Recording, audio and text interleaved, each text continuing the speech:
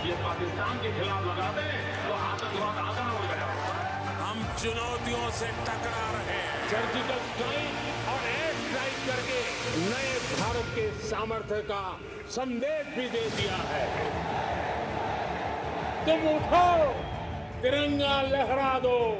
जननायक नरेंद्र मोदी के 20 वर्ष पुराने भाषणों पर आधारित एक बेहद लोकप्रिय कार्यक्रम क्या कहते हैं नरेंद्र मोदी। नमस्कार, मैं हूं आपके साथ पूर्णिमा मिश्रा। हमारे खास शो क्या कहते हैं नरेंद्र मोदी में मोदी के उस भाषण की बात होगी जिसमें उन्होंने फेडरल स्ट्रक्चर पर जोर दिया।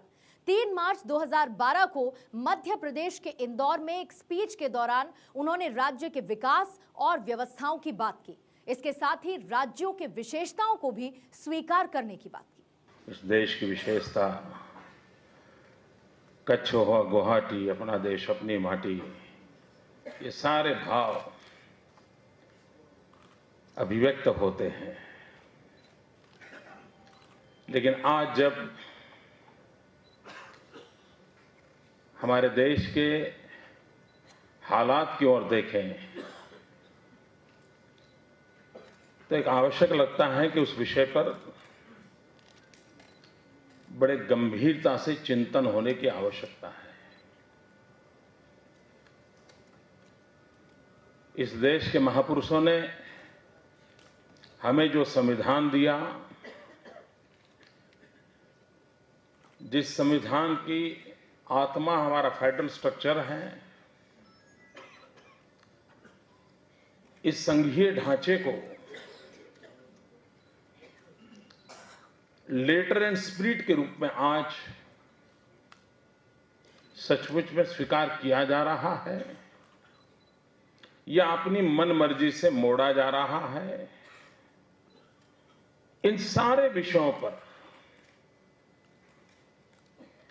एक गंभीर चिंतन आज देश में अनिवार्य हो गया है। अलग अलग पहलुओं पर चर्चा हो, एक मंथन हो,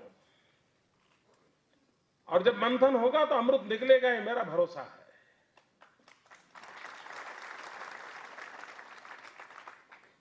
लेकिन ऐसा लग रहा है कि जैसे इस विषय को जितनी अहमियत देनी चाहिए, जितनी गहराई से उसका चिंतन होना चाहिए, समय की दौड़ में सब पीछे छूटता जा रहा है। मित्रों, ये जो भारत की विशेषता है, व्यवस्था के तहत हम राज्यों की रचना में कार्यरत है, लेकिन भारत वो एक और असेंबल्ड एंटिटी नहीं है। यह देश एक ऑर्गेनिक एंटिटी है। अगर कश्मीर में कुछ होगा तो पीड़ा इंदौर में होगी ही होगी। अगर नागालैंड में कुछ कठिनाई होगी तो जाब्वा में अगर खबर पहुंचेगी तो जाब्वा में भी चिंता फैलेगी। एक ऑर्गेनिक एंटिटी है।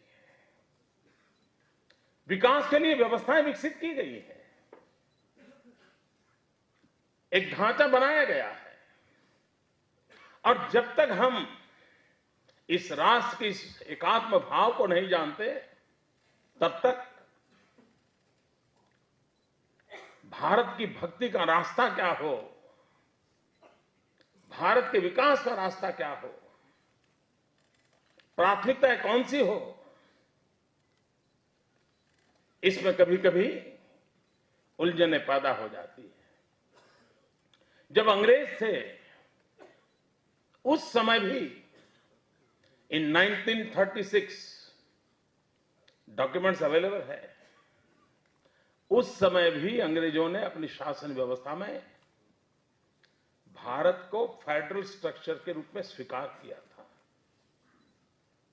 और उन्होंने माना था कि इस देश को चलाना होगा तो एक कोने में बैठ करके अपनी मनमर्जी से डंडा लेकर के नहीं चलाया जा सकता है।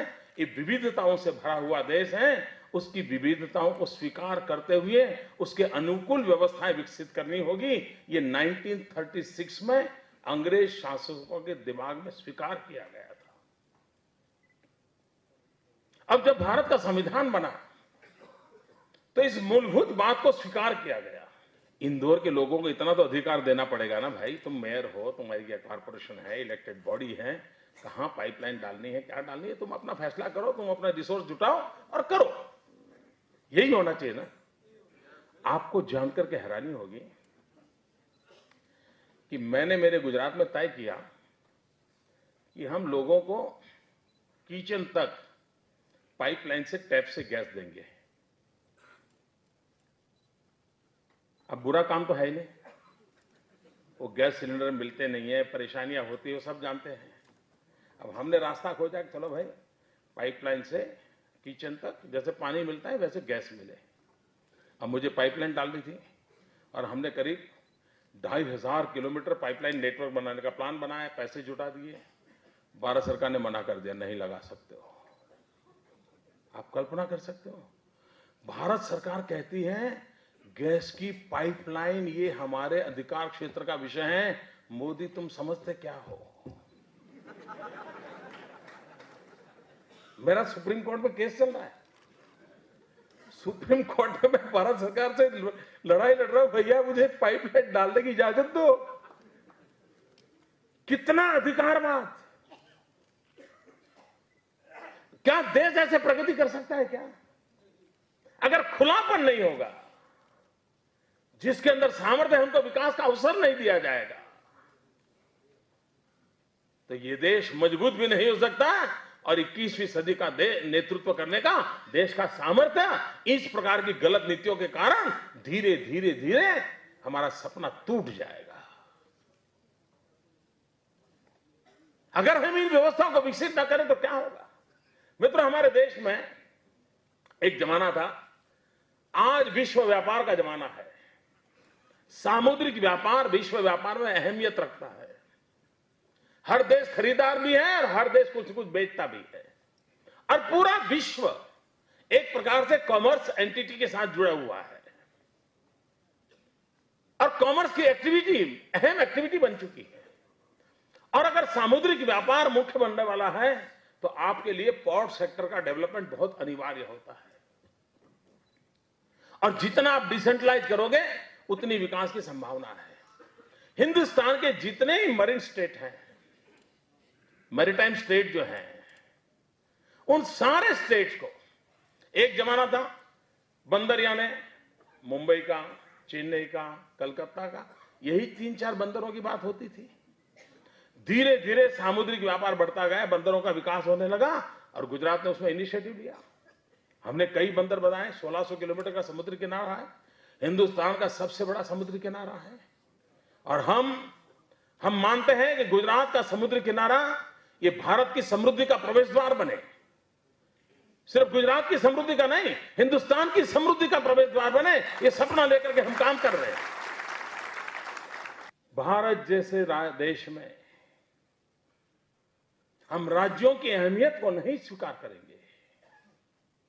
भारत जैसे देश में राज्यों की विशेषताओं को नहीं स्वीकार करेंगे और उन विशेषताओं को पनपाने की कोशिश नहीं करेंगे तो विविधता में एकता वाला ये देश, हम उसको एक ढांचे में नहीं ढाल सकते। मित्रों, अमेरिका में लॉस एंजलिस से निकले और न्यूयॉर्क तक जाएं, पूरा अमेरिका काट के चले जाएं, हर 20 किलोमीटर पिज्जा हट चल सकता है। एक ही रेडीमेड फॉर्मूला से बना हुआ पिज्जा वहां चल सकता है। हमारे यहां नहीं चल सकता है। वो तमिलनाडु से इडली से शुरू करेगा, इंदौर आते आते पोहा खाना शुरू कर देगा।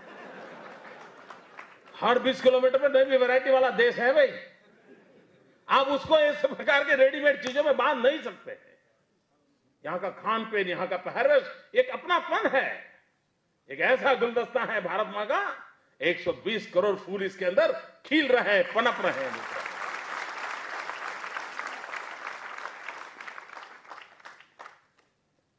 उसको एक ही ढंग से ढालने की कोशिश भारत की आत्मा को नोच डालेगी भाई बहनों। मित्रों, अगर आप डिसेंट्रलाइजेशन ऑफ पावर नहीं करते हैं, विकेंद्रित व्यवस्थाएं विकसित नहीं करते हैं, तो विकास में बहुत बड़ी रुकावट आती है। दो लोग अलग अलग दौड़े तो उनकी दौड़ने की स्पीड और दो लोगों का एक एक पैर को बांध दिया जाए और 3 पैर से दौड़ाया जाए तो फर्क पड़ता है कि नहीं पड़ता है? सीधी साधी समझ है नहीं? तो ये एक एक पैर बांधने वाला काम कर रहे हैं, देश की विकास की स्पीड को रोक रहे हैं, दिशा को धुंधला रहे हैं। क्या मित्रों डिसेंट्रलाइजेशन हो सकता है, नहीं हो सकता है? भारत में पंचायती राज लागू करने का सौभाग्य गुजरात को मिला। डिसेंट्रलाइजेशन पावर की एक अच्छी व्यवस्था पंचायती राज में विकसित हुई है और गुजरात उसका पायोनियर रहा है। मित्रों, ये 50 साल हुए, उसके गोल्डन जुबिली ईयर चल रहा है पंचायती राज व्यवस्था का। भारत सरकार के एजेंडा में पंचायती राज व्यवस्था, जो कि हिंदुस्तान में मानी हुई है, स्वीकारी हुई है, पायोनियर भले गुजरात रहा हो, लेकिन भारत के एजेंडा में इसकी गोल्डन जुबिली ईयर की कोई सोच तक नहीं है। आपको जान के हैरानी होगी। वरना ऐसा इवेंट था कि लोकल सेल्फ गवर्नमेंट को स्ट्रेंथन करने के लिए, एक इनिशिएटिव देने के लिए एक बहुत बड़ा अवसर था कि पंचायती राज व्यवस्था की गोल्डन जुबिली के रूप में इस विचार को हिंदुस्तान की धरती पर लागू करने का सफल प्रयास जहां से शुरू हुआ और जो बाद में देश भर में माना गया है, लेकिन उसको करने के लिए उनको फुर्सत नहीं, सोचने को फुर्सत नहीं है। मेरे राज्य में हमने इनिशिएटिव लिया है, एटीवीटी स्कीम के रूप में जाना जाता है, आपनों तालुको वाइब्रेंट तालुको। हमने कंसेप्ट दिया है तालुका सरकार। क्यों गांधीनगर से क्यों गुजरात चलना चाहिए? अगर गुजरात चलना है तो गुजरात के हर तहसील के अंदर वो शक्ति क्यों ना हो, निर्णय करने का सामर्थ्य क्यों ना हो? मैं उस दिशा में जा रहा था।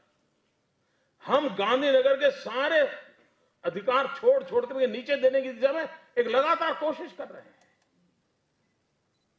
ताकि मेरे राज्य के अंदर 225 तहसील हैं, 225 तहसील पर मेरा राज्य खड़ा हो जाए। अकेले गांधीनगर के पिलर पर राज्य क्यों खड़ा होना चाहिए? और एक विकेंद्रित व्यवस्था जनसंघ के जमाने से हमारी वैचारिक अधिष्ठान का हिस्सा है और इसको हम लागू करने की कोशिश कर रहे हैं। डिसेंट्रलाइजेशन ऑफ पावर एक बहुत बड़ी ताकत देता है।